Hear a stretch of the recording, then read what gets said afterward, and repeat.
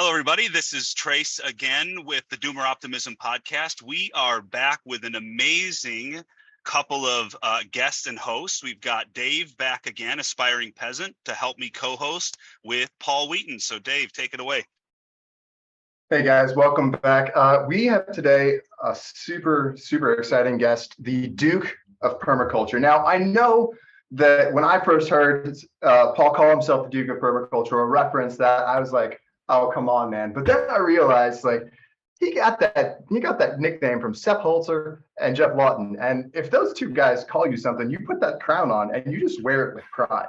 And that's the only way to respond to that. Because if you don't know who Sepp Holzer are and who Sepp Holzer and Jeff Lawton are, Paul's going to get into it. But like, those are definitely some guys, some books you're for sure going to want to look up.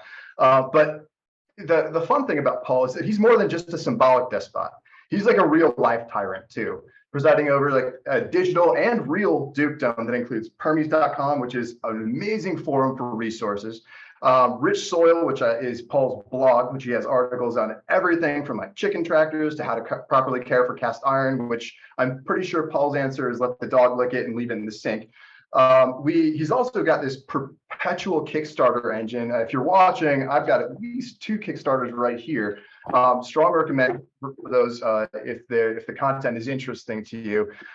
He's also got a YouTube channel, podcast, and my personal favorite project of his is a 300 acres of real world experiments, which is called Wheaton Labs.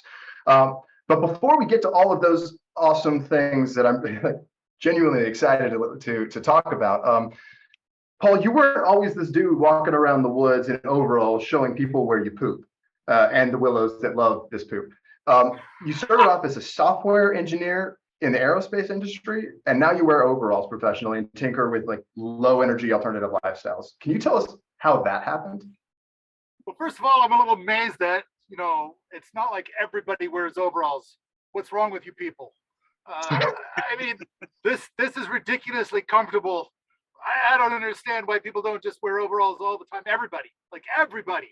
There's this weird fashion industry keeping you from overalls or something twisted. I'm not sure what the conspiracy is there, but overalls are clearly the answer. I'm glad we had this chat, got that all worked out. So that all was right. Let's wrap. Right? We'll wrap the podcast now. Done. Yeah, overalls are good. Got it. Paul Wheaton out.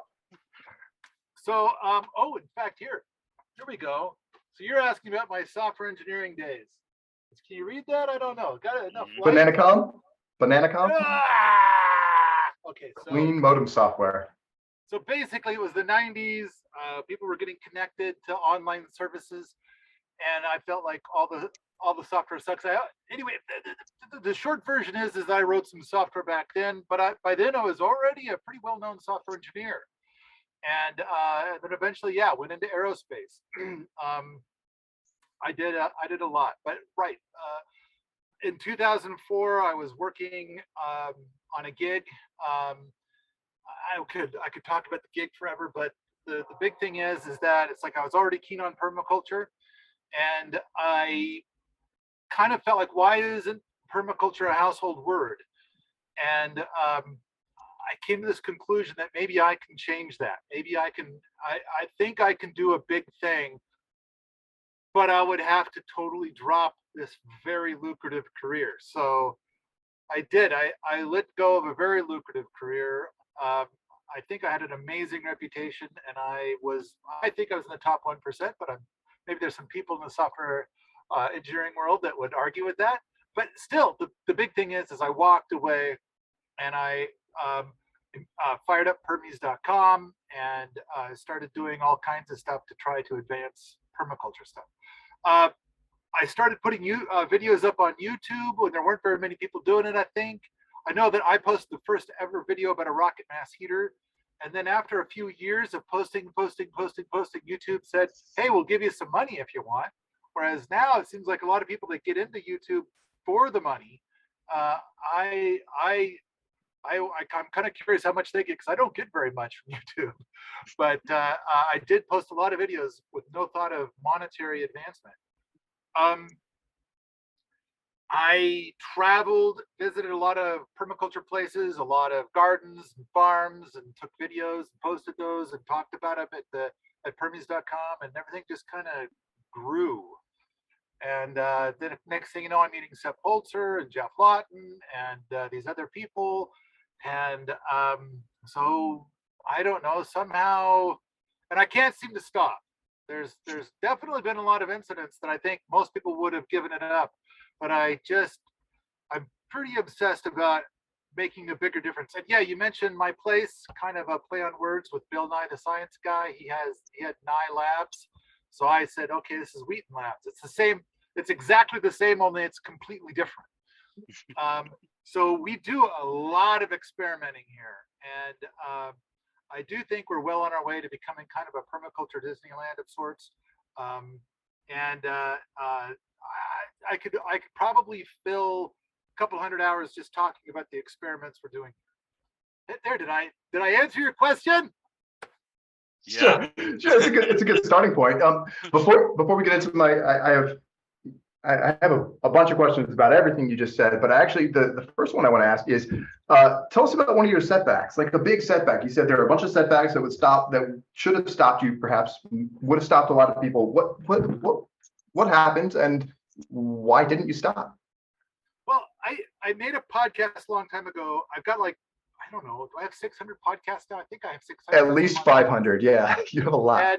And so podcast number 111 keeps coming up because you asked this question, and it was kind of like, this is what I kind of thought. And the title of the podcast is, why are our permaculture leaders such dicks? And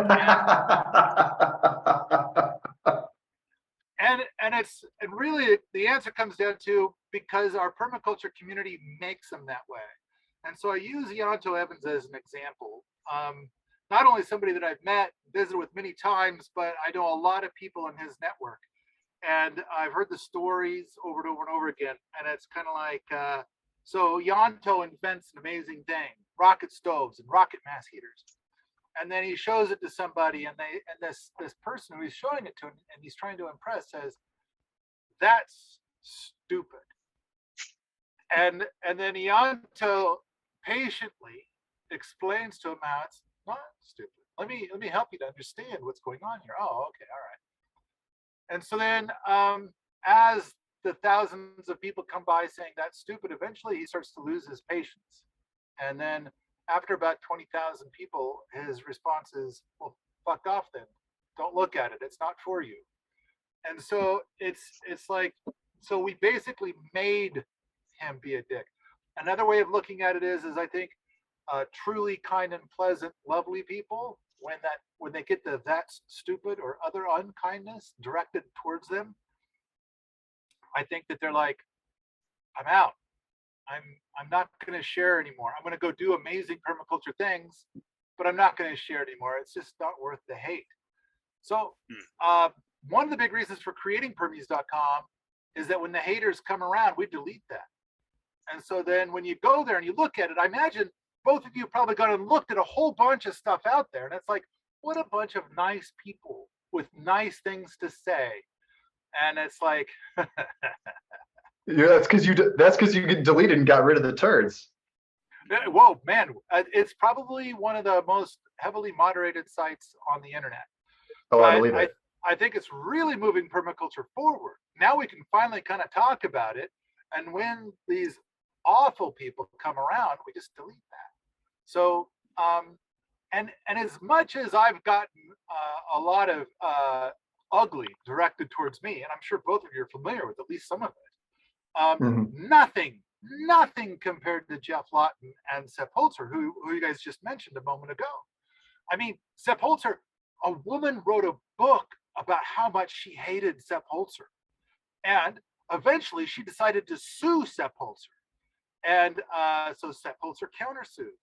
And at the end, the judge says, okay, here's what I've decided.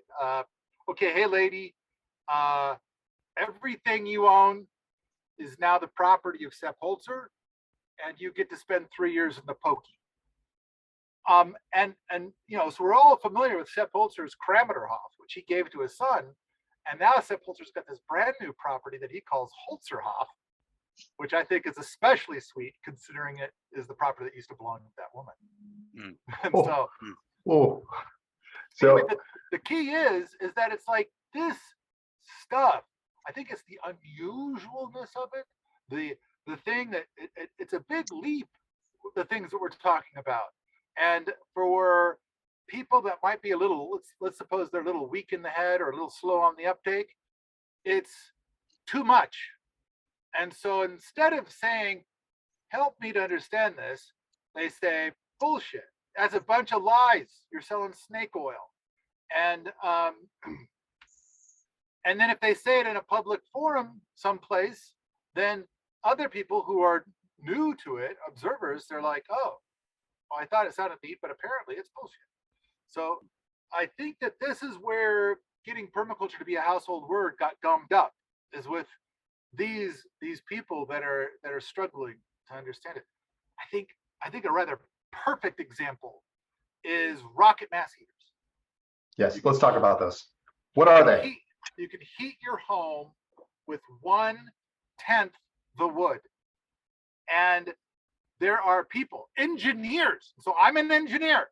There are people out there that are engineers, and they say, bullshit, lies. You are suggesting that you can violate the laws of physics. And here's how they get there. There is a conventional wood stove at the wood stove store that says it has an efficiency of 75%. And so if I'm claiming that I can heat with 1/10 the wood, then I'm claiming that I can heat with 750% efficiency, which is a number that is larger than 100%. By However, by a few percent, yeah. So what they're saying is the government tells the true, Paul Wheaton's a lying sack of shit. And so it's kind of like, I don't know, has anybody ever noticed some spin coming from the government? So here's the deal. It says 75% efficiency, but the government allows 16% for what goes up the chimney. So it's actually 59% efficient. But that's a 59% efficiency that's from a third-party laboratory. The third-party laboratories are competing with each other. They do all kinds of things to try to get a really good number, legitimately, in their laboratory. But they will like kiln dry the wood, and they will increase the air pressure in the house or in the room so that it's effectively blowing on the fire. And then they'll do like 20 burns, and then they'll keep the best number. Now, so they got a 59% was their best number. Maybe their average was like 50, but that's in their specialized in beautiful, perfect laboratory conditions set up because the incentives are to make these things sound more efficient than they perhaps are. So tell us about rocket mass heaters specifically. What's different about them? Let me get down. I'm almost to the finish line here. So then the thing is that the average person is probably going to, on their best burn, run it at about 30% efficient. But then what a lot of people do with wood, when they're heating with wood, is it's like, well, I want the fire to go all night. So they'll put a wet piece of wood, a giant wet log, inside the firebox, and they'll turn the dampers down really low to keep that fire going really slow all night long. Now you're using your 75% efficient wood stove to burn at 3% efficiency. Oh, but wait, there's more. Once the fire goes out, there's still warmth in there. Air is still moving through the system, even though the fire is out. So the heat that's in the house is going into the firebox and up the chimney. Sucks, try that cat, yeah. Now you're running at negative efficiency. So I don't know. I think creating a device that heats your home with 1/10 the wood compared to all that is actually a pretty easy task. So basically what we're doing is, because the other thing is that if you run a conventional wood stove, if you don't operate it correctly, you could have a chimney fire. What a rocket mass heater does is it domesticates the chimney fire. So a regular wood stove, when you run the fire, it's going to extract the heat right away. So you might get a temperature of like 900 degrees. And it's like, and you're getting the heat out of the box immediately, and whatever's left goes up the chimney, which, by the way, what goes up the chimney, you're pretty much required by law to have a temperature of 350 degrees as a minimum, but they usually go 350 to 600 is what goes out the chimney, and for good reason. But with a rocket mass heater, we're generally shooting for temperatures in the 120 to 160 range. So we're keeping a lot more heat inside. Again, making it so it's really easy to heat your home with 1/10 the wood. All right, so conventional wood stove, metal box, fire in box, heat comes out immediately. Rocket mass heater, insulated box. So we have an insulated chamber where we run the fire, getting the temperature up to pushing 2000 degrees Fahrenheit. And then we run it up and out. And then after we've burned all the smoke and we've burned all the creosote, now we start extracting the heat from it. So we insulate the fire in the beginning. That's the big trick. The other thing is that afterwards we get like probably about 70% of the heat goes into the room immediately. The remaining 30% goes out to a mass, leaving like about 5% to go out the vertical exhaust. So the mass gets warmed up during the fire. And then the mass gives off heat for the next couple of days. This makes it so that you can burn a heat wide open. You burn a fire wide open and very efficiently. And then when it's all done, you cork it, and then you can go to bed. And then all night long, that mass is giving off heat. You wake up in the morning and the building is still warm, as opposed to that conventional wood stove where if the fire goes out, you might wake up to frozen pipes. And so that's why a lot of people with a conventional wood stove, they're getting up at 2 o'clock in the morning to build another fire just to keep their pipes and their buildings from freezing. The rocket mass heater, we don't have that problem. So we're much more comfortable. We heat with 1/10 the wood, and what goes out the chimney is generally clear. I've got a great video on YouTube. It's like a rocket mass heater clean or something like that. But we have a fire going as a demonstration, and you can see the fire going. And then there's the exhaust, and a guy comes over and sticks his hand in the exhaust. We say, what's the temperature feel like? He says, I don't know, like room temperature, I guess. And a woman sticks her face in the exhaust while it's going, and she breathes it in. And it's like, okay, what do you smell? She says, well, I smell smell, but there's not smoke. And I'm kind of thinking like, and of course, the number one feature is you don't see the skin on her face peeling off and catching on fire and things like that. That is key. That is key. Yeah, always an important feature. So, in fact, there's enough water in there. Maybe it's a moisturizing thing, good for your skin to do. I don't know. I'm not going to suggest anybody do that.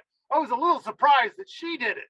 I'm sitting here with the video, videoing her, and then she suddenly sticks her face in it. That's like, I'm thinking like that. Well, maybe not recommended, but she didn't burn, which is key. Mm-hmm. Yes, and she did breathe it in, which is key, and didn't have a coughing fit. And she says she could smell smoke. I think that when this thing gets going, it puts out less pollutant than a candle. So wow. A very clean burn. And if people are preppers, a very clean burn means that you're not giving away a smoke trace. So if you've got your bug out location and you got a rocket mass heater in there and you're heating yourself with that, no smoke trace for people to find out where you are. One of the other things I love about rocket mass heaters, and correct me if I'm wrong, is that you can use coppiced wood pretty efficiently in it as well. Yeah, like smaller branches. You could use small stuff, big stuff, whatever you want. There's a commercial rocket mass heater available called the Liberator, and it's isn't that a vibrator? Is it a vibrator? I haven't noticed it vibrating, but maybe as the pellets move through it, maybe it vibrates a little bit. But you might have to look into that. An extra selling point, perhaps. It's a feature. But it does well as a pellet stove. So the Liberator, it's sold here in the United States. It's UL listed, a commercial rocket mass heater that you can buy off the shelf and plug it into your home wherever wood stoves are allowed. And generally people use it with a pellet feed. But it's a smaller system, and because to get UL listed, they had to do a bunch of stuff that's a little bit different than what we normally do in the rocket mass heater world. And so it'll heat your home with like 1/3 the pellets. But in a pinch, you can also just run regular stick wood, but it's got a small wood feed, so you can't feed a lot of sticks to it at once. But I think it really shines as a pellet wood stove. But I advocate for people to build their own, and we produce a bunch of movies and stuff so people can build their own. I will we'll include some links to rocket mess heater themed things on Permies in the show notes for sure. So that's one experiment. Rocket mess heater is like a big experiment that you guys are running. There's a bunch of other experiments that I'm really excited about. One of my favorite ones is the Wofati. Can you tell us about that? Also, what is why do you call it a Wofati, and what is it, and how is it working? All right. So it's an above ground structure. I don't want anybody to call it an underground thing because bermed, right? Bermed. It's a berm structure. So basically, it's an above ground structure with a thick earthen roof. But there's some other stuff going on underneath that thick earthen roof. But it's a log structure. So we build these things because where I'm at up in Montana, I have too many trees. I have oodles and oodles and oodles of trees. So I'm building stuff out of the trees. We do a lot of roundwood timber framing. So we build these structures with logs, and then we cover it up with dirt, thicker than roof, but it's not underground. It's definitely at ground level. And then first of all, we're trying to get it to the point where we can build them fast enough that if you were to pay an experienced crew to build it, it would be cheaper than a conventional home. So most of the things that are, I don't know, say environmentally friendly, natural building, things that you build with your own materials off of your own land. They take so long. And so if you're going to have it built for you, it's going to cost more than a conventional stick-built home. And part of that is because you got so many people that have optimized that process in so many different ways. So, but what I want to do is to have this design so that it'll be cheaper. And I think we're about there. And but wait, there's more. The idea is to harvest the heat from the summer to heat the structure through a Montana winter. Annualized thermal inertia. Exactly. So that's ATI and Wofati. So the W is for woodland. It's so bizarre to me that people build straw bale homes and they're like 500 miles away from the nearest bale of straw. So they got to import it all. And the other thing is I've seen people with log cabins and it's like, oh, that's a beautiful It's like log finished cabin. wood brought over to the Pacific Northwest from Finland. Yeah. Or well, usually to me it seems like it's Canada, but it's like, why didn't you build it out of the wood that's right here? I don't know. So it's like, and then on top of that, so much is changing in the logging industry. I've got so much to say about that as well, but skip. Another time. Woodland. O is for Ehler, so he spells his name Oehler. Mike Ehler is the author of the $50 and Up Underground House book. So this book, he talks about building himself a house for $50. So it sounds like okay. So you had a lot of cardboard and a lot of glue. Is that right? And no, and a highway overpass. Yeah, right. So no, he did it out of logs, and so. Basically, the Wofati design is based largely on Mike Ehler's design. So the O in Wofati is a tip of the hat to Mike Ehler, who, by the way, has been out here several times before he died. And he's a friend. But in fact, the skip book starts off talking about Mike because the skip book, and so that's kind of maybe you ask me about Mike here a little bit. We'll talk about the skip book. He's on my list. So WOF. F is for freaky cheap. And then, of course, the ATI for annualized thermal inertia. So there, did I answer your question? Wofati. What is a Wofati? Why should I care? Like that? Yeah, so it's a bermed roundwood structure harvested from from the place where it's being built. What's special about it though? Like what's actually good about it? I would say the ability to build it quickly is good. A strong structure. I think it's a rather handsome, but for certain preppers, if there's the aesthetic that I think a lot of preppers be like, oh, that is the best. That is the best thing ever. And that is that the aesthetic is it's invisible. It's not there until you walk around it. And so Mike Ayler has this great story of a guy who built a 4-bedroom Ayler structure on 2 acres. So this is a 4-bedroom home on 2 acres. And this was somewhere in Europe. And so the Department of Making You Sad showed up, and this guy was sitting around in his garden. And they said, we understand you built a home without a permit. And so we think we have to, like, fine you and maybe even destroy the building. And the guy says, well, if you could point it out to me, I guess you're right. And I'll have to, go along with all these things you're saying. But they couldn't see it. It was invisible. So the thing is that when you build these things, and it's got a thick earthen roof, lots of growies can grow on that thick earthen roof. And so if you could build it in such a way that it's very flashy and everybody can see everything, or you build it in such a way where lots of light gets in, but as the growies grow around it, the aesthetic of the building is that it's invisible. It isn't seen. Do you live in the Wofati? I don't live in a Wofati right now. No. So why not? What you see behind me is not a Wofati. Yeah. So why not? Haven't finished. In fact, both of them. I think the first one is getting water to it this week, and so I mean, granted, like I'm talking to you right now over Starlink, so I could get my internet up there. We have a solar system up there, but there's currently not water there. Plus, we built a 400 square foot structure. The first one's a 400 square foot structure, mostly to kind of, test the theory. Proof of concept, yeah. And do the tests. And so last year was the first annualized thermal inertia test. And I could talk about that in a minute. But your question is why don't I live in one right now?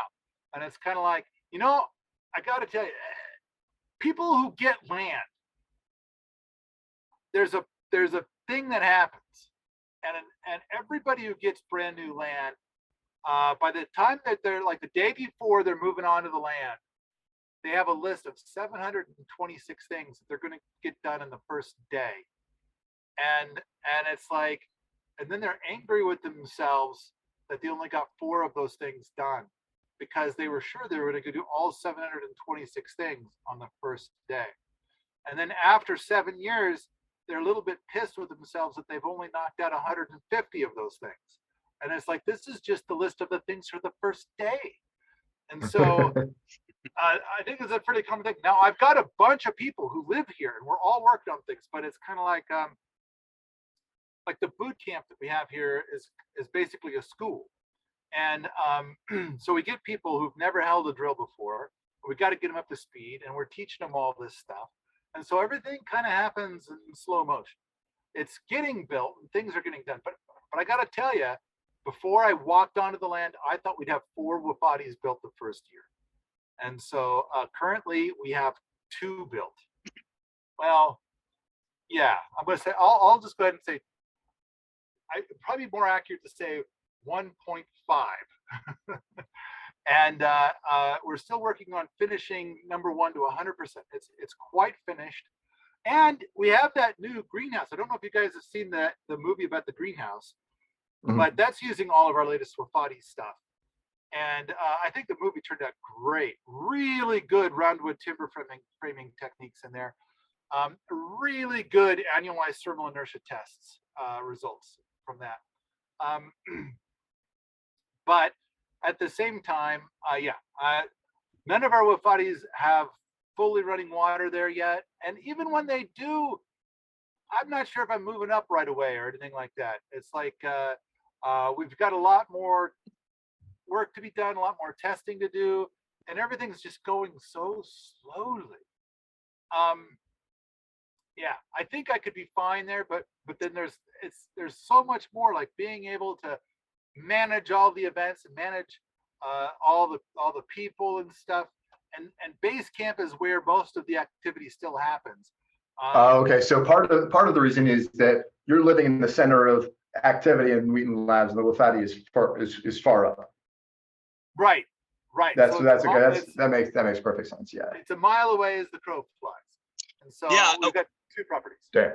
What I really like about your answer, Paul, is it's actually like really dovetailing with a book that I just finished called 4,000 Weeks. And like essentially your response is, I haven't moved in yet because the project is moving at the speed of life, right? It's happening at the speed at which things happen, right? And one of the themes of this book is it's a self-help book, but it's much more like a philosophy book about what time means. Well, how do you manage time if you don't even understand what time is, right?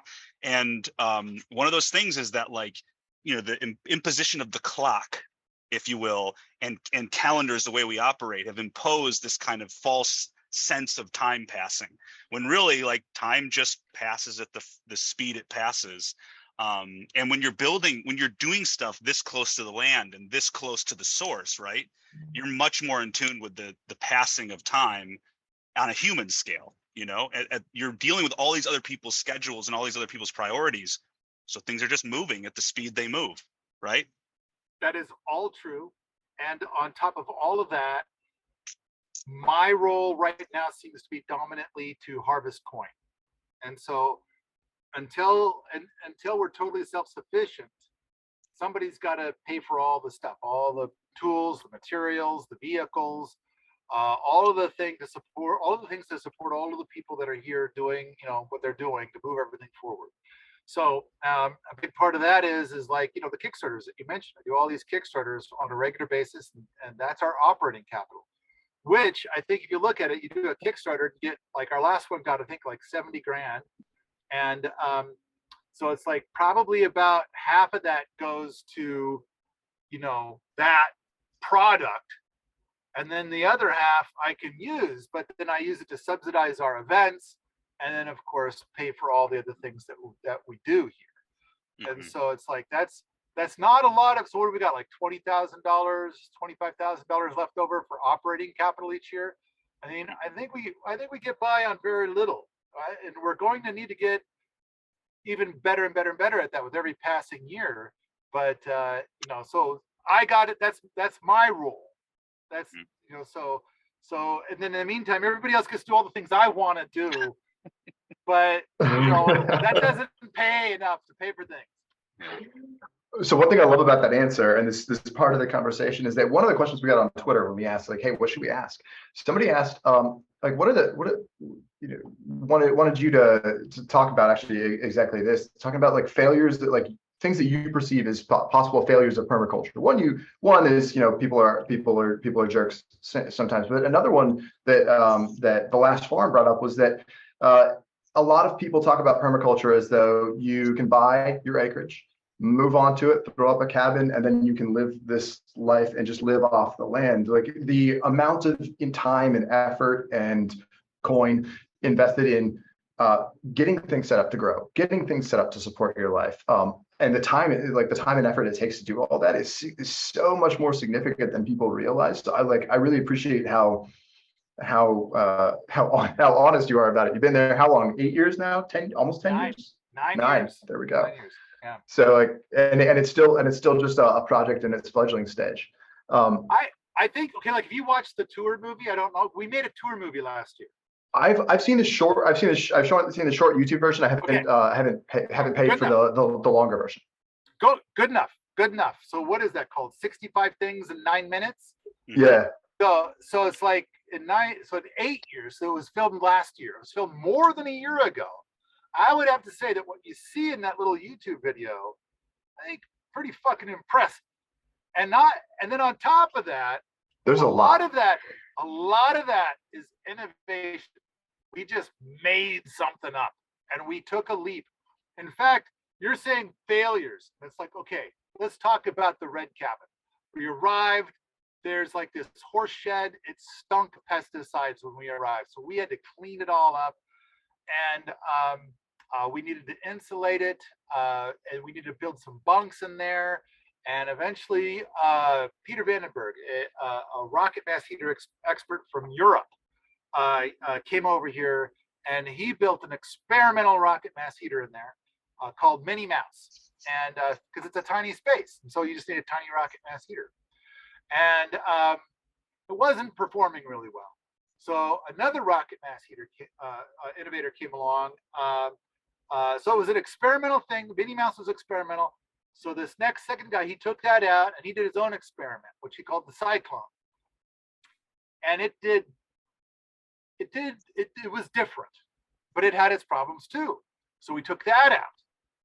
And then we put in this other one, which is a 4-inch J-tube standard rocket mass heater, but it's a 4-inch, and a lot of the experts believe you should never do 4-inch. We're kind of like, yeah, but it's such a small space. Let's do 4-inch, and let's get some firsthand feels on why you don't want to do 4-inch.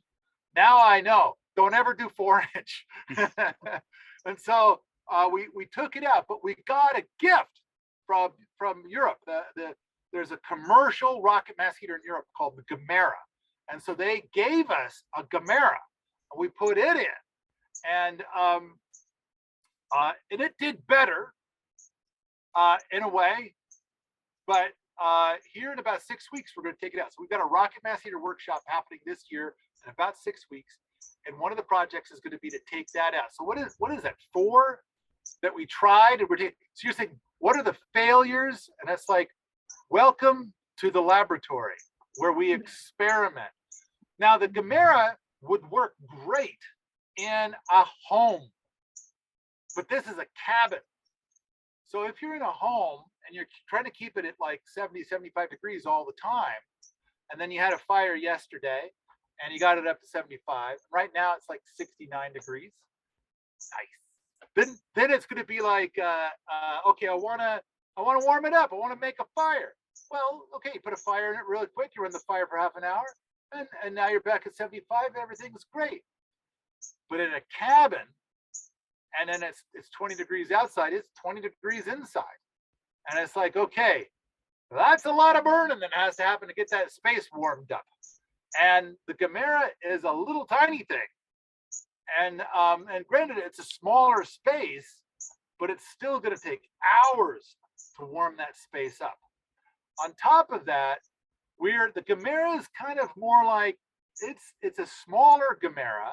So it's designed to kind of more be like a standalone. Technically, it can do a mass, but you're kind of pushing what it can do. But even more than that, a rocket mass heater is an optimized contraption.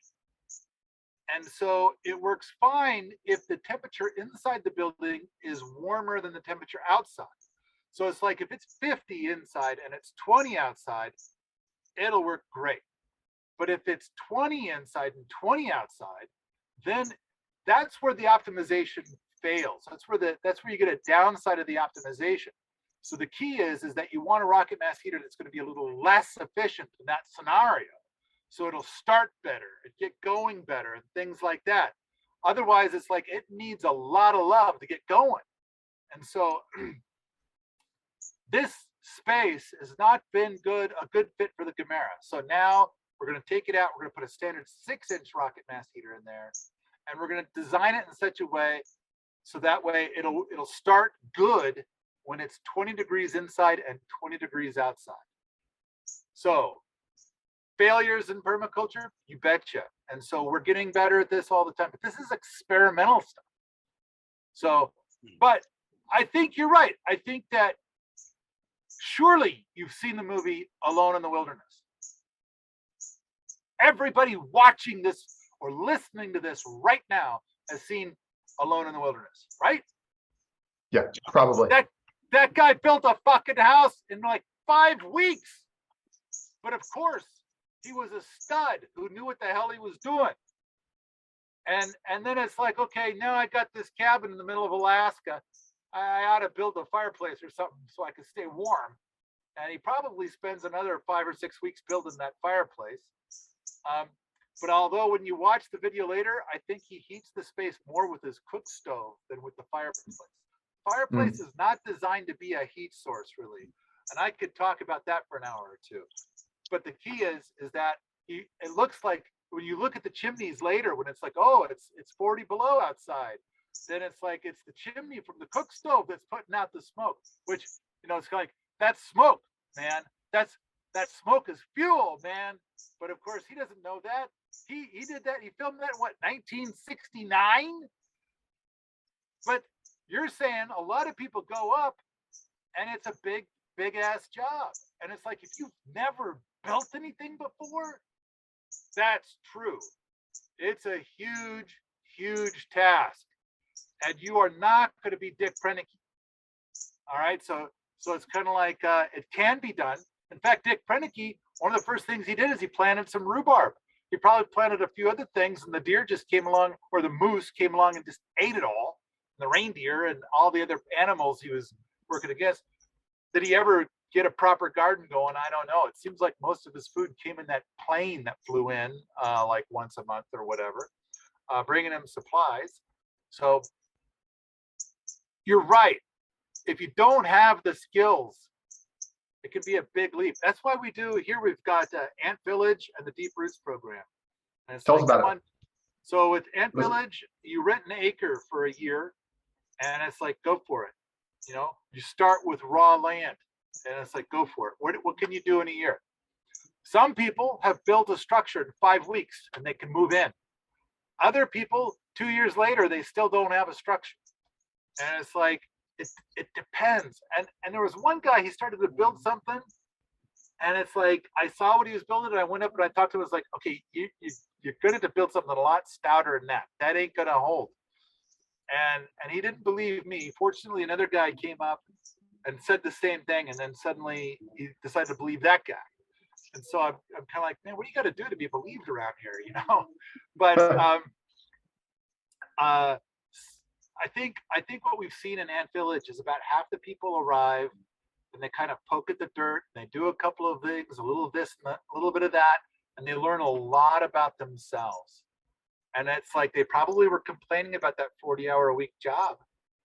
But I think Dick Prenneke probably was humping 100 hours a week when he was building that cabin. He probably wasn't like, oh, it's been 30 hours.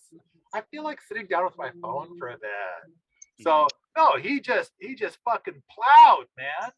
And I think most homesteaders, they have a full-time working job, and then they do all their homesteading on the evenings and weekends. And so it's like, okay, here you go. You got an acre. Go. Now, for a lot of people, an acre sounds way too small.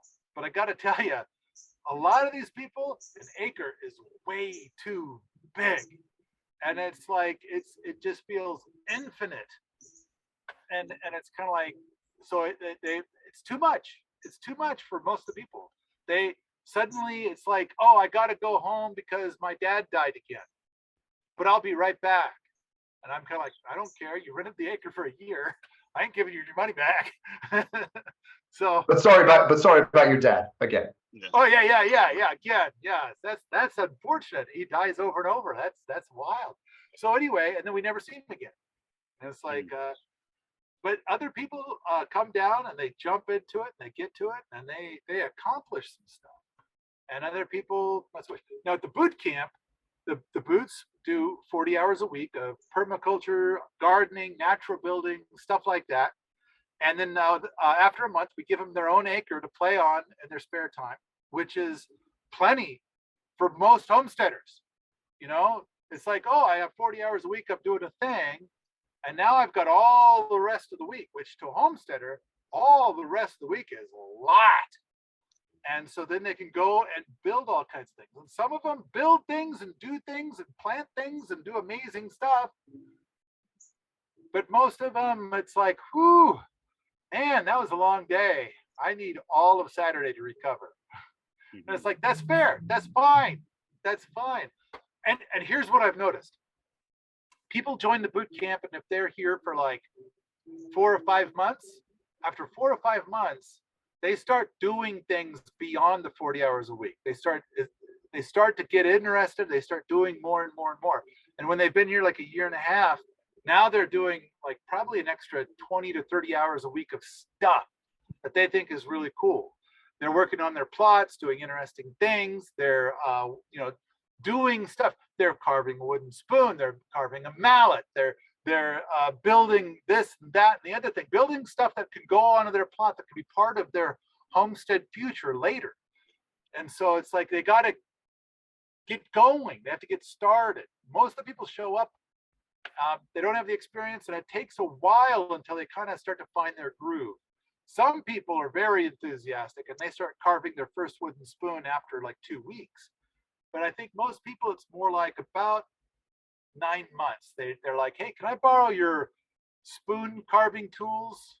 And then they do their own. Oh, by the way, if you're gonna carve a spoon, always wear gloves, okay? Especially if it's your first time. Definitely wear gloves. Leather gloves, just real durable gloves. Yeah.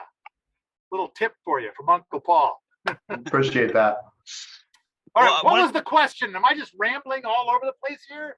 No, but that's the entire purpose of the podcast, is just to get a few people together and let them ramble for an hour and a half and see what happens. One thing, if you will, Dave, one thing I want to kind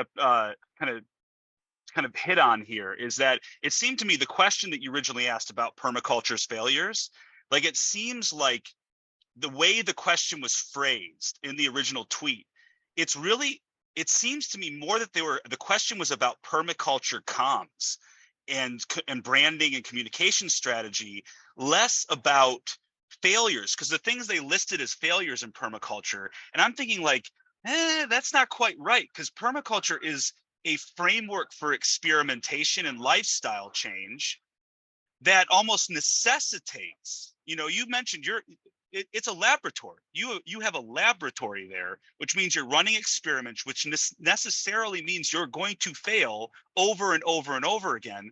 And that is in fact the point of what you're doing. So if failure is just another way of learning, then permaculture, there are no permaculture failures, right? It's designed to fail. It's a framework for living that is designed to optimize certain aspects of the natural world and the human's involvement with the natural world. And I find that interesting. That's all preamble for something I heard on your most recent podcast about how you wished, some of the keystone books were in 1,000 more hands, right? That you talked about permaculture having a branding problem and a marketing problem, a communication strategy problem. And I'm very curious about that, because in my own personal work, that's been a big part of what I've been like trying to solve for as well, of just like, listen, these are strategies that could create mass adoption and alter multiple multi-billion-dollar industries. And you identified dicks being a big part of the problem, right? As everyone's a dick. And so it's very hard to enter the space.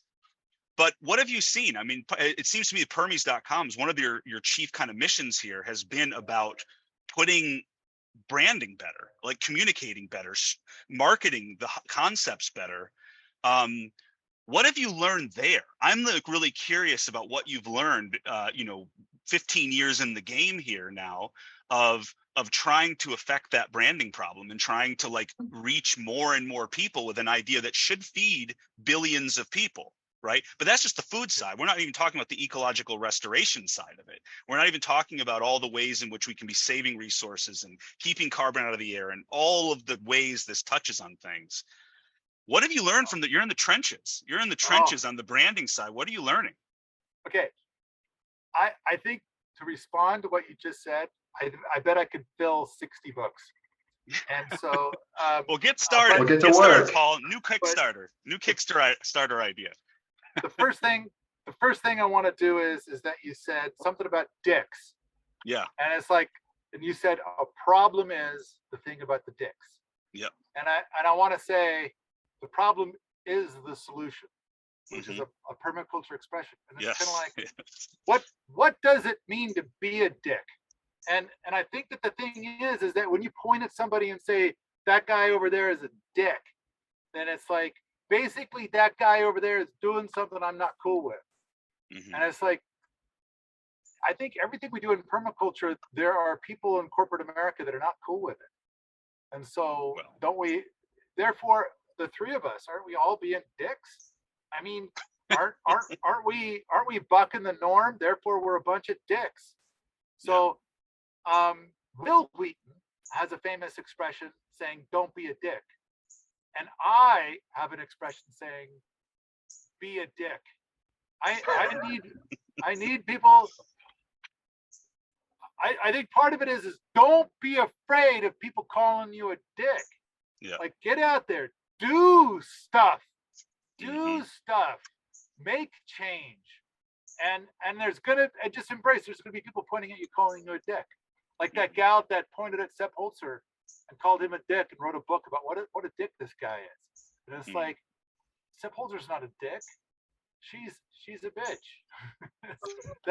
that's what it is. Hell, the judge said she's so, a right? Dick. She's being a dick, right? She's like, a dick.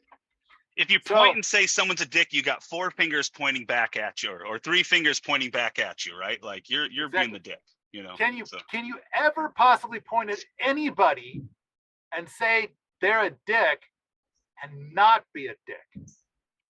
All right. Like anybody who's pointing at somebody else saying that person's a dick, doesn't it take a dick? Like I think a perfectly lovely person would never point at anybody and say that person's a dick.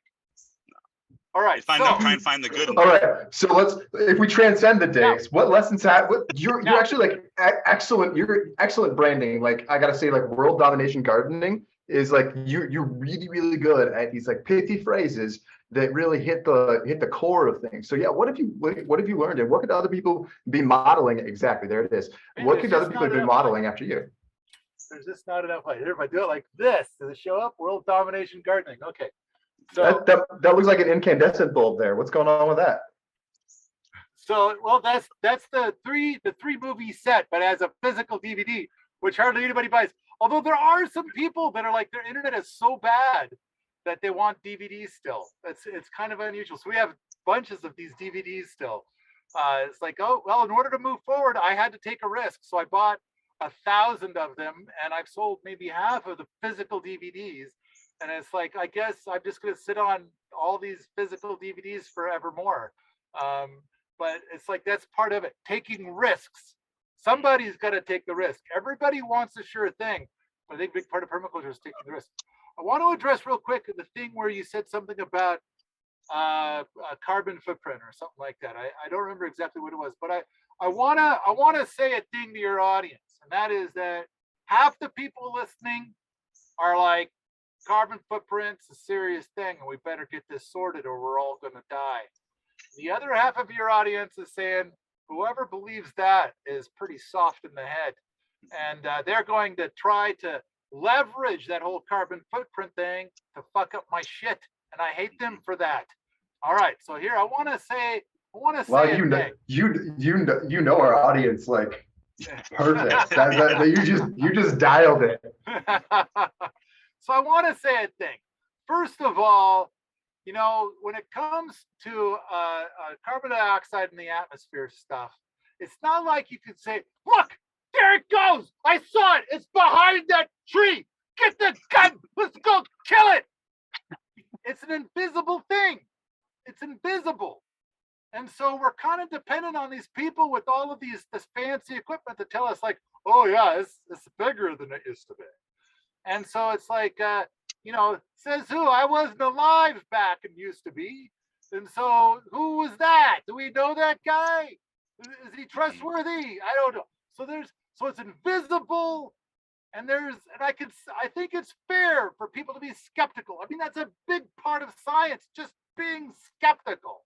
So I encourage people to be skeptical. Now, let's suppose somebody's like, it's a bunch of bullshit. And it's like, okay, here's where I'm at. I'm going to say there's people standing up saying we got to do something about this, and then their path, the thing that they're talking about is, so we got to everybody's got to break down and buy more of those stupid light bulbs. And it's like, the light bulbs don't do shit. They don't. I mean, okay, some of the stuff on the label is true. And there's a lot of horribleness that's not on the label. And on top of that, I can tell you right now, this incandescent light bulb that you can see right here, I can get this to save me hundreds of dollars a year. And it's quite simple. If you've got natural gas heat or if you've got electric heat, then if you have a heat bubble, so I have a little heat mat here at my keyboard. I have this light, which I can put right over my head, and I've got a dog bed heater at my feet. Now this room can be 50 degrees and it'll feel like 75 to me. So if I can reduce that much off of my heating bill, which I don't have one because of course I have rocket mass heaters now, but I did do testing 10 years ago and all those test results are posted online. The thing is the star of the show is the fucking incandescent light bulb, and it saved me $1,000 in electricity in 1 year. That is more than all the LED light bulbs in anybody's house, no matter how big your house is. In fact, if your LED light bulbs are saving you any significant amount of money, I have to talk to you about how do you light yourself? I think you're wasting a lot of energy on like lighting things that are not there. You know, nobody's in that room. Turn off the fucking lights. So, well, you are describing a great deal of Americans.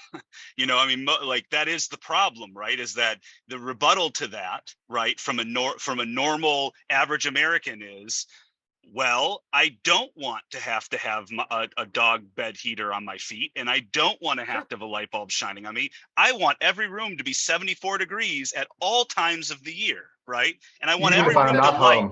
The second I walk in, I want the lights to be on, and I want my home to serve me, right? And that's kind of where, you know, you're talking about different mentalities, you know. I want that too. I want everybody to be ridiculously comfortable, however they choose to define comfort. Yep. All I'm saying is that if you think an LED light bulb is saving you energy, and that's why you bought it, you're wrong. Yeah. You are wrong. And it's like, granted, if all you're going to measure is some shitty light coming out of this using like a quarter of the power of an incandescent bulb, but like where I'm at in Montana, when wintertime comes around, it's dark and cold. So yeah, that incandescent light puts out a very efficient form of heat, radiant heat, which is so much better than convective heat, which is how people are heating their homes. So the bottom line is if somebody's going to stand up and say it saves me electricity, I think that person's a fucking idiot. So the thing is that, and this is the whole thing about the book that you just held up a little while ago, Building a Better World in Your Backyard. It's like, what I want is I want to share some ideas, and everything in the book is about adding luxury to your life or putting money in your pocket. And it's like, I don't want to advocate anything that's about sacrifice. Now, backing up just a minute, I was talking about the people that are concerned that their stuff is going to get fucked up because people are screaming global warming. All right. And it's like, okay, here's what I want those people to do. I want those people to be aware of one thing. And that is that, and I'm going to start off by saying the average American carbon footprint is 30 tons per year. That light bulb shit is something like 0.004 tons per year. Practically nothing. And buying a Tesla and switching over to a Tesla, that's 2 tons out of 30 tons. Wait, Paul, are you saying we can't buy our way to a solution? Okay, put your pants back on. I'm getting here. Give me a Paul, second. I don't. So you and I don't know each other. I don't wear pants. I only wear shorts. All right. Put your skirt back on. So, there we go. All right. Here we go. Now, if you live in Montana, so remember, it's 30 tons per year is the average per adult in the United States. If you live in Montana and you use electric heat, the average Montana home heated with electricity, 29 tons. Now, and then the average with natural gas used to be considered 9 tons, but more recent numbers have come out that suggest it's closer to 20 tons. Okay. 30 tons is the average adult footprint. Now, granted, I'm giving you numbers for an entire home, and it's usually 2 people per home on average. But, okay, 29 tons for the average Montana home for electric heat, 20 tons for the average Montana home using natural gas. And then if you use a rocket mass heater to heat your home, 0.4 tons. So if you switch from electric heat to using a rocket mass heater, then you're going to save more. You're going to reduce your carbon footprint more than parking 7 cars completely. That's 14 Teslas. All right, more than 14 Teslas. So I think that if you're a person that's worried about those people fucking up your shit, then I think a good thing to do is to say, so do you have a rocket mass heater? No. Then you don't really give a shit about global warming, do you? There you go. Uncle Paul armed you with some magnificent, beautiful stuff. Have a nice day with that. Ah! Okay. Some people want to talk about vegan stuff, and it's like some of the stuff that the vegans say is true. Most of it is not. There's some misinformation out there. And so basically your entire diet, the average American diet, has a carbon footprint of 10.5 tons. So if somebody says that most of your carbon footprint has to do with the food that you eat, that's not true. It's not true. And so 10.5 tons. Now, you know what's better? Now, granted, being a vegan, you get to reduce that a little bit. Not as much as they say, but it does reduce it a little bit. What really makes a difference? Growing a garden. Growing a garden does far more, far more. And I would have to say that preppers, I mean, if you're not dabbling in gardening even a little bit, I mean, I don't think you're prepping, are you? I mean, I don't know. I'm not sure if I'm a prepper. People tell me I am, but I don't think I am. But you guys tell me, gardening, that's a prepper thing, isn't it? You got to be doing some gardening if you're a prepper. I think if you're serious, yeah, if you're serious about it, for sure. Okay. Yeah. You know, that's okay. In some respects, like, I feel like, you know, prepper has become like a term that is almost like losing a little bit of its meaning, because we all know we all know these systems are collapsing, right? And so it's no longer a fringe attitude for one thing. But also there are so many people that are starting to, you know, experiment with all these different versions of prepping that it's really kind of exploding in variety, you know? And so, you know, yeah, I mean, I would say doomer optimists are like, this would be a prepper group 15 years ago, right? But it's now more of like, I don't know, in some respects, it's like a glorified gardening club. You know, I mean, it's very interesting the way that many of the fringe beliefs of preppers has become kind of normalized within these groups, where left and right is breaking down a little bit. And it's more of this awareness that the systems are screwing us. So we need to build alternative systems to not just combat that, but provide safe haven for in the future. Right. And so I wouldn't consider you a prepper personally, Paul. So I just consider you a smart guy who's been experimenting with important things for almost 20 years, you know? The word you used was safety.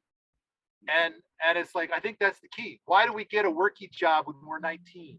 Because we want to fucking eat, and we'd like to live someplace other than, you know, our mom's basement, the backseat of a $300 car, or our mom's basement. We want to have some security and safety, and really, I think that the natural conclusion is being some flavor of some kind of prepper. Like, I don't trust those guys over there making decisions about my food. They're over there voting, and it's like, when I read about it, it's like, holy shit, these guys are fucking idiots. they're screwing us. I mean, like right now, the average farmer age is 69.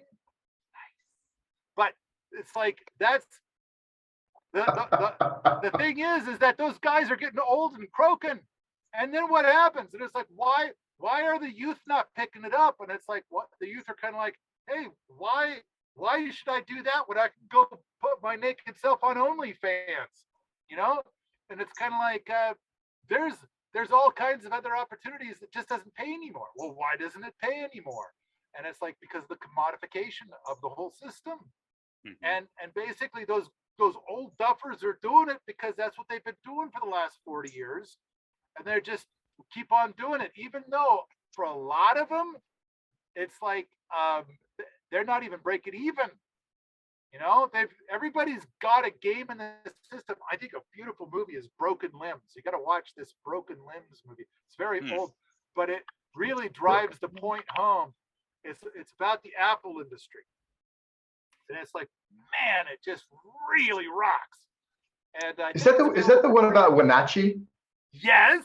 Yes. Okay, I've seen it. Yeah, that's amazing. I loved it. It was crazy, absolutely crazy how the entire industry just broke down because it got too commodified. Yeah, and it's like almost all of our food systems are that way. So when you start learning about these kinds of things, and it's like, oh shit, that's my favorite place to get Fritos. Then it's kind of like, does this mean I'm gonna run out of Fritos someday? What's gonna happen this fall? What's going on this fall? I don't know. But what's happening next year? I mean, both of you guys are very concerned about the choices being made, and you're kind of like, if I'm going to be safe, I'm a fucking adult. I'm going to do an adult thing. I'm going to stock up. I'm going to buy some pasta because it'll keep for 40 years. I'm going to plant some trees. I'm going to get some chickens. I'm going to start a goddamn garden. There you go. Now, if you plant a bunch of stuff in your garden that's a lot of perennials, then it's like you got a worky job that paid a lot of money. That stuff will keep going without you. And then if you come back to it because shit happened, and then it's like, oh, look at all this food coming off of all this stuff right here. If I nurture it a little bit, it'll produce twice as much. Yay. Paul, could you tell us, coming back to this, the gardening and the perennials, there's one thing that like I always associate with you in the back of my mind. You and Sepp Holzer together, Hugelkultur. Oh yeah, baby. Yeah. Yeah. Tell us about Hugelkultur and how are those experiments going? All right. So the idea of Hugelkultur is it's soil on wood. You make a big pile. I really want people to stop doing it in the ground. Don't do that. Make a big pile. You go up 6 or 7 feet tall. So, why do we go up and not down? You want to add texture to the landscape for a bunch of different reasons. But you know, the other thing is like when you go down, what do you have that's down? Do you have a bunch of clay? In which case you're kind of making a soup that things won't grow in, or do you have like a swamp, in which case different flavor of soup that things won't grow in? Do you have a lot of floods, which is a seasonal soup that things won't grow in? But then if you go up, it's never a soup. There's never a soup, and on top of that, then when the wind comes along, and the wind is very desiccating and cooling, which is generally things you don't want when you're in a cold climate garden. So it acts as a windbreak, and don't we all like to break wind once in a while? And so basically it's going to be warmer and moister. Okay? And so on top of that, all of that wood on the inside is going to rot. And as it does, and when the winter snow and rain and stuff like that, all that winter moisture comes along, it's going that rotten log on the inside is going to drink up that moisture. It's going to act like a big ass sponge. Then when your garden grows out there and all your different kinds of growies and stuff like that grow out there, there's plenty of water out there and you don't have to irrigate. So with a conventional garden that's flat, and you're going to go away for 2 weeks in August, Disneyland or whatever your thing is, you're going to go away for 2 weeks, and you come back to find that the neighbor kid that you paid, basically paid to kill your garden. Yeah, I'll give you some money. I need you to just kill the garden while I'm gone. I need you to lie to me about how much you watered it, even though the evidence is that everything's dead. And you still got your hand out expecting to get paid, and that somehow it's my fault that everything dried up despite your ample watering.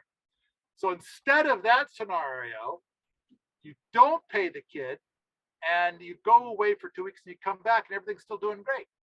Now, soil on wood, you irrigate it like a regular garden the first year, you irrigate about half as much the second year. You don't have to irrigate it after that.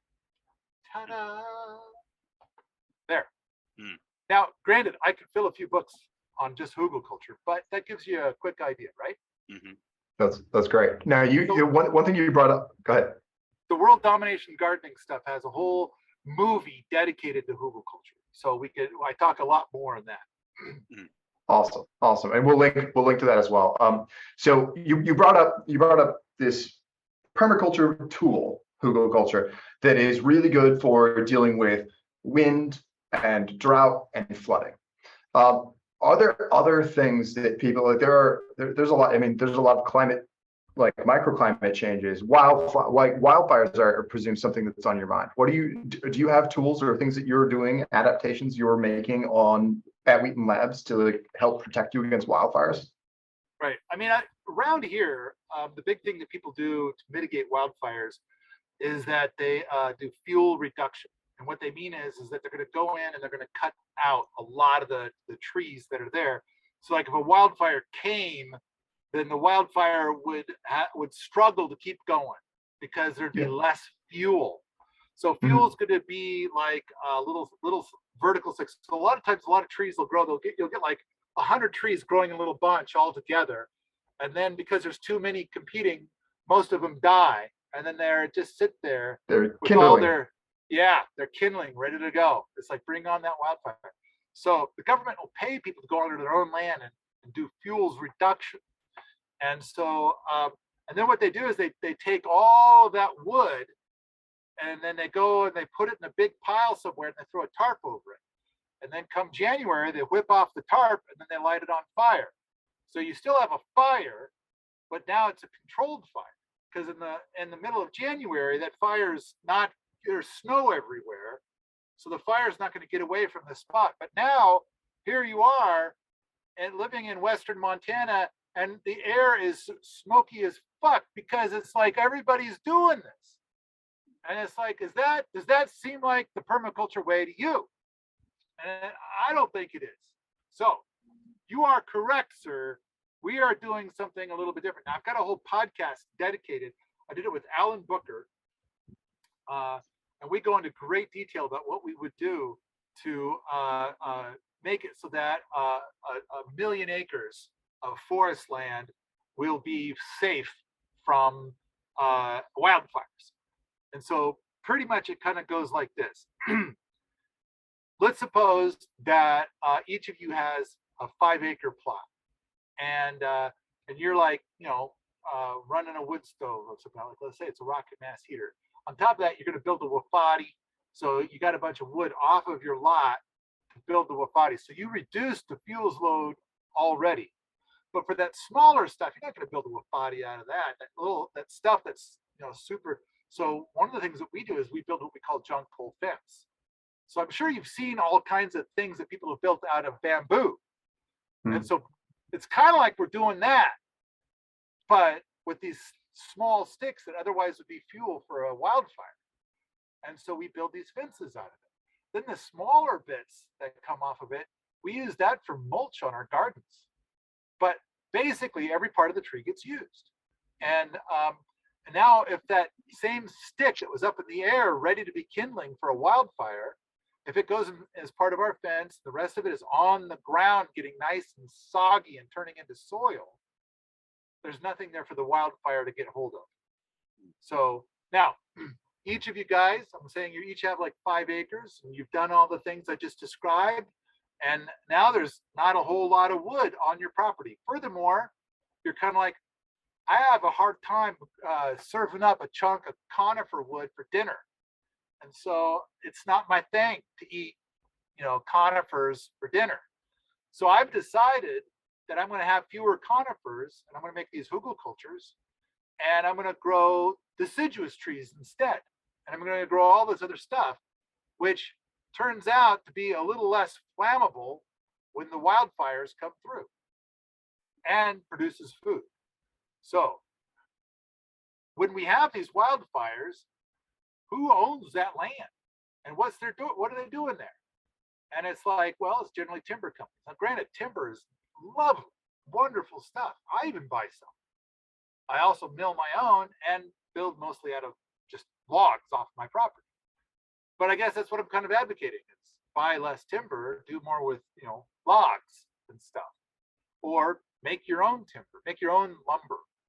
And in which case it's like now all those companies that have millions and millions of acres of timberland because it's their business and it's a legit business, suddenly they have less, and now they have fewer wildfires because it's like instead of saying like there's one person for every 20,000 acres and that kind of thing, now there's a lot of care to be done to keep it, because right now they're struggling with beetle kill as well as wildfires. Then instead that land is stewarded by individuals. A big part of this kind of leads into the skip book, because it's kind of like there's millions of acres of farmland every year that are abandoned. The people who had the land died. And then, yeah, there it is, the skip book. This guy. Yeah. And then the land ends up going to the government. And then they just sell it to whoever. And it's like the people who were there before they died, they desperately wished they had somebody that could take it on after they've gone. But they couldn't find anybody, and they didn't know anybody, and they just couldn't get it sorted out. So it didn't happen. And so, the skip book is all about like trying, because as we put together the skip program, which this is all free, permies.com/skip. It's all there for free. You don't even need the book. And for context, skip is skills to inherit property. Sure. Yes. And so basically it's kind of like there's this huge chasm between the people who are like, I want to be a homesteader, but I don't have land. And these people that are like, I'm going to die soon, and I wish somebody would. I have nobody to take it. Yeah. I don't have anybody to take it. They can easily find 1,000 people who will take it and sell it and keep the money. And they'll say anything to get it, because it'll be like a $2 million property, including $100,000 in the bank and a damn good truck and a damn good tractor and a couple of barns and 2 homes. And it's like, oh yeah, they would love to be given that property, and they'll say anything to get it. So that's the chasm, is to find somebody who's authentically going to keep it going versus somebody who's going to just take it and sell it. And so basically what we've done here is created a list of tasks that you can do and have verified and posted publicly so people can see it, and then prove that you're a person who actually gets shit done.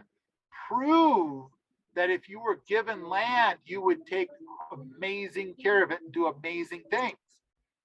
And so it would be proven. And so we've already been contacted by dozens of people with land looking for somebody to will it to. And yes. I don't know, there's not as many. There are more people with land looking for somebody than there are people participating at this time in the skip program, and that are doing these things, that are doing these little things that you can take a picture of and prove it. Okay.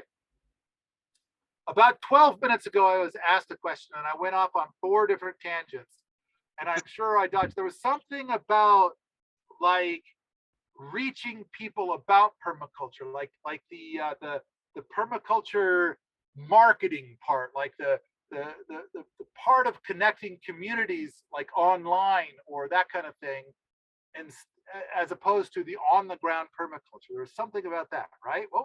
Run that question by me one more time. I was just very curious because you've been kind of at the forefront of communication. Like communications around permaculture has been kind of one of your mini games since the beginning here, right? But what have you learned? What that been like? Because you're obviously bumping up against the dominant culture, right?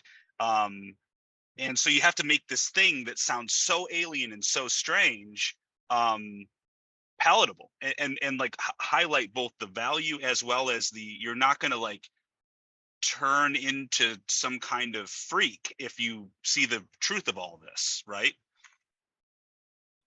You're going to be a freak. I mean, let's face it, we're all a bunch of fucking weirdos. I mean, and because we look at what's normal and we find that unappealing. We find it to be not for us. I want to say a quick thing about the click. I have a podcast about the click. Basically, there's a lot of people who, they develop an interest in permaculture and they start reading more and attending some events and kind of drinking from the permaculture cup. And then usually for people that go far enough down that road, get to a point, and we call it the click, where there's a moment in time. And I mean like a second. There is this day with an hour, a minute, and a second where it's like, oh shit, I've been living my whole life backwards up to this moment. And now I see it. Now I see all the pieces of permaculture fit together. And it's not just a bunch of little pieces, it's a big cohesive thing. And from this moment on, I can no longer live my life backwards. I can only go forward. I have to move out of the city now. I have to grow a big garden. I have to do natural building. So the click is the leading cause of divorce amongst permaculture people. There'll be two people who are both keen on permaculture, and one of them will experience the click and the other one will not. And once you experience the click, it's like, I have to leave all of this right now because this is my backwards life that I have to leave. So I wanna put that out there. So first, we have to embrace that we're freaks and weirdos. And once you've experienced the click, it's even more so. It's like, I can't do it that way anymore. I have to do it this whole new way. I have to. And not everybody has experienced the click, but boy, there's a lot of people. And since we put out that podcast about the click, I have heard from more than 100 people that have told me their click story. And it's like, I don't know, maybe you guys have felt it, maybe you haven't, who cares? The thing is that it's a thing, okay? Now, that said, yes, there's a bunch of stuff I've learned. I've got like something like 8 years ago, 8 years ago, there was Permaculture Voices. It was the biggest, most awesome permaculture conference that has ever happened. And we've got all the video for it on Permies. I've seen it. I watched all of it. Perfect. And the guy that put it on, Diego Footer, he told me that he wanted me to give a keynote presentation on something for which I had a unique perspective. And what you point out is indeed my unique perspective. And so I liked the keynote I gave the year before for a different event for Diego. That was the 72 Bricks to Build a Better World, which is available for free on YouTube. It's 2.5 hours of me sitting in a church, and I never once got struck by lightning. That's video evidence of not getting struck by lightning. All right. So I like that style. It's my style. I love that style. But the thing I did for Permaculture Voices is my keynote that year. that was kind of a spanking for the permaculture community. And so it's kind of like, okay, what are the challenges with communication? And it's like, so I broke it down.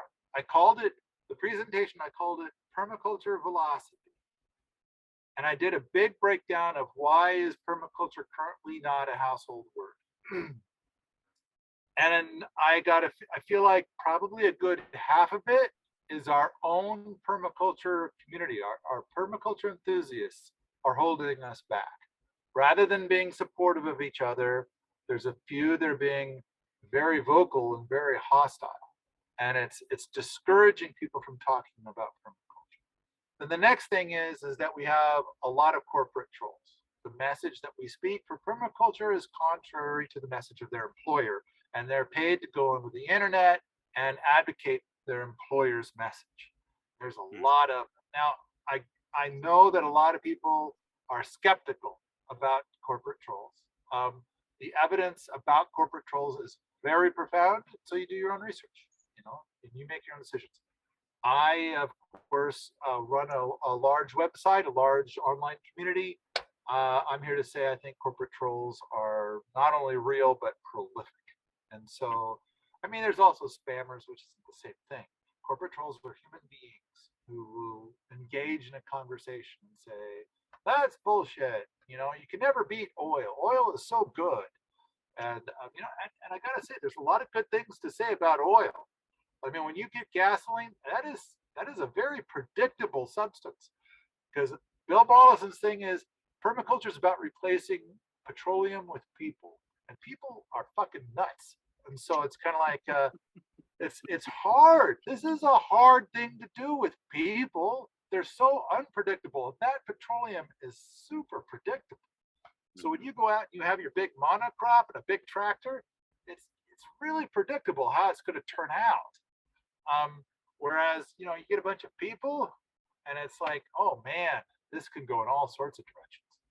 So we're trying. I'm trying to solve the community problem. And it's like, that's really, that's 90% of the problems with permaculture that we're trying to solve is the community problem. How do you get 20 people to live under one roof without stabbing each other? That's the biggest question of them all. I mean, reversing desertification is easy compared to that. Yeah, well, we've been trying to figure this out for 100,000 years. Humans still haven't quite figured it out. Maybe we figured it out and we forgot. Yeah. Well, actually, I think you said something earlier about like, boy, the government is really pissing me off, and they're doing all these things that scare the shit out of me, and this is all new.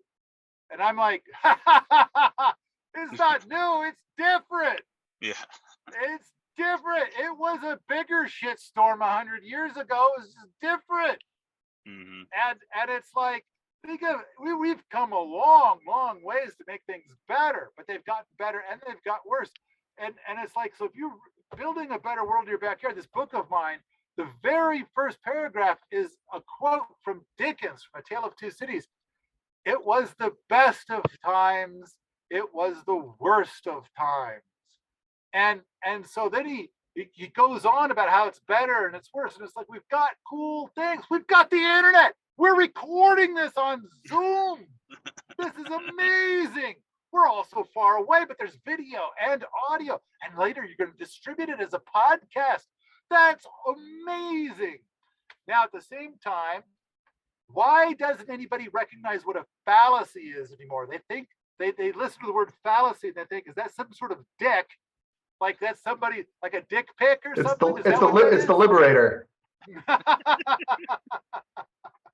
So a fallacy is a deceptive argument. And like, I read all this stuff on the internet. I see the talking heads, and it's like every other phrase is a fallacy. And it's like, we just don't study fallacy anymore. It's like nobody, I don't know. It's so bizarre to me how people will make these fallacial arguments and no one seems to care. Everybody's like, well, that sounds about right. Yeah, that sounds sure.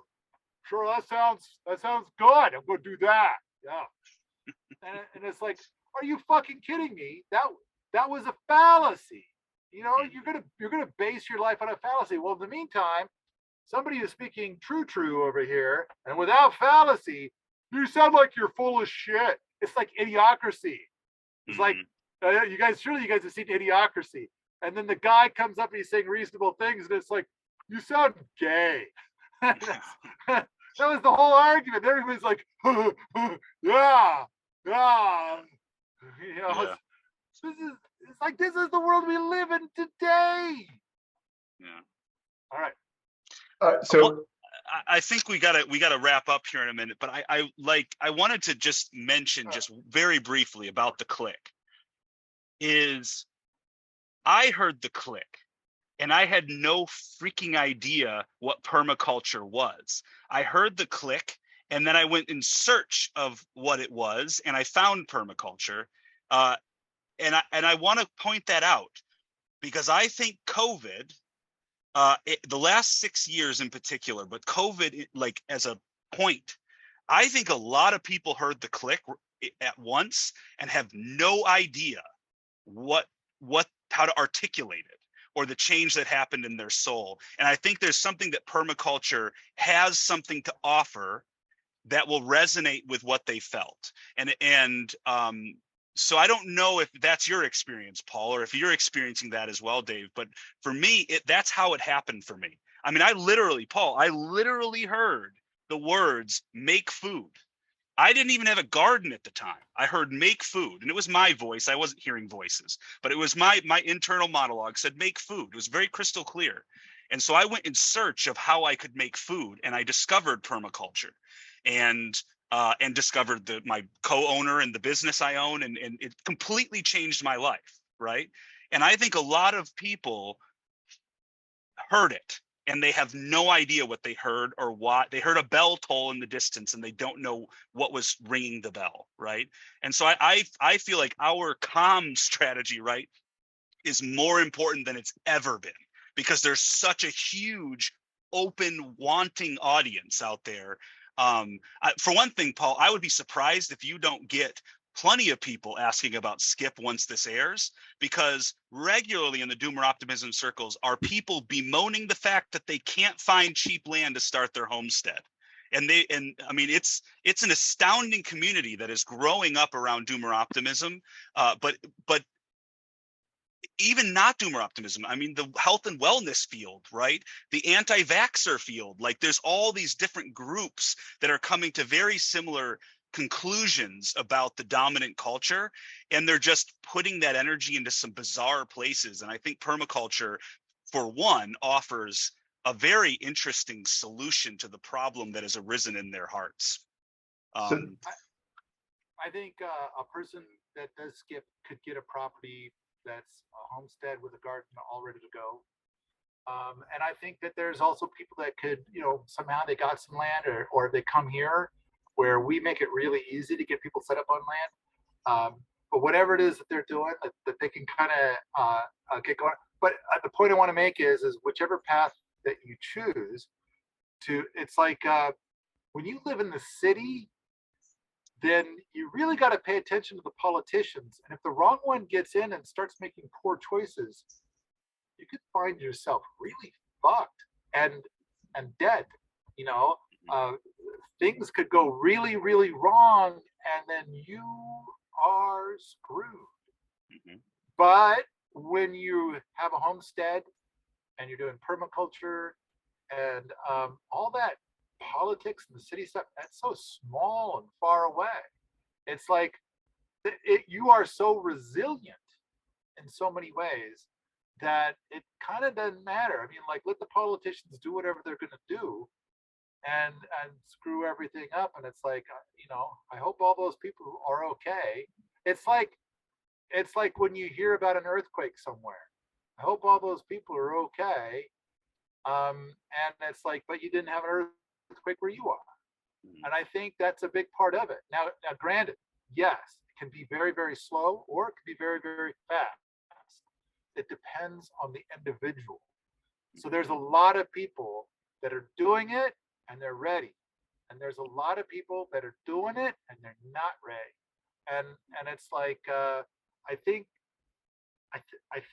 I mean, in the book, Building a Better World in Your Backyard, I try to explain all the things that'll help to make you resilient. But the thing about where it's the skip book, that's going to be far more about how to be able to, the things that you can do to build those experiences, build skills to get to the point that you might be able to buy property. All right, I got to wrap up, fellas. Yeah. Paul, it's my time. Hey, thank you so much. Maybe we do this again because I do want to hear about Sepp Holzer and Jeff Lawton and more about Mike Ayler. But thank you so much. We are also, I had an extra copy of Skip, and I believe I have 3 digital copies. So we're going to figure out a way to do a giveaway with the podcast, where I'm just going to mail them my extra copy. So we'll figure that out. But thank you, dude. Thank you so much for your time. It's been wonderful. All right, bye guys. All right, Thanks, Paul.